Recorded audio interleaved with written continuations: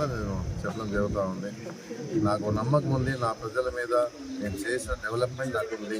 Development లేదని వాళ్ళు చెప్తా ఉన్నారు, డెవలప్మెంట్ ఉందని ప్రజలు చూస్తూ ఉన్నారు.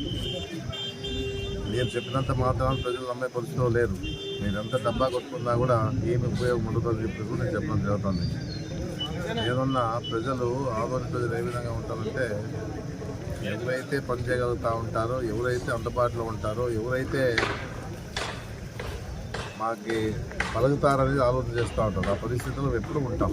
ఏదన్నా మనమేమి ఎవరికి న్యాయం చేయలే, ఏ రకంగా కూడా ఎవరిని ఇబ్బంది పెట్టే పరిస్థితి చేయలేదు మనం ఉన్నంత వరకు కూడా. పదవి ఈరోజు 3 సార్లు ఇచ్చారంటే వాళ్ళు మా మీద నమ్మకం ఉంది కాబట్టి 3 సార్లు పదవి ఇచ్చినారు. ఏదన్నా మళ్ళీ 4వ సారి కూడా నన్ను గెలిపిస్తాను నమ్మకం నా ప్రజల మీద ఉందని చెప్పేసి కూడా ఈ ఆదంలో మాకు వచ్చిన ఈ 5 ఏళ్ళలో ఎంత ఇది కావాల్సో అంతవరకు పనిచేసాం. మెడికల్ కాలేజ్ తీసుకొచ్చాం, బైపాస్ గడప గడపలో అన్ని రకాలుగా 40 లక్షలు అన్ని కార్యక్రమాలు చేయగలిగినాం.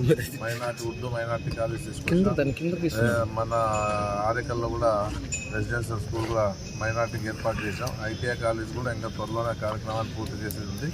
రోడ్లో చేసే కార్యక్రమం ఉంది, మన ఆటోనగర్ ఏర్పాటు చేసేది ఉంది. ఇవన్నీ ఇంకా మిగిలిపోయినాయి కాబట్టి అవన్నీ పూర్తి చేసే స్థాయిలో ఇంకా మిగిలిపోయినాయి కాబట్టి ప్రజలు సహకరిస్తారని చెప్పేసి ఒక నమ్మకం నాకు ఉంది.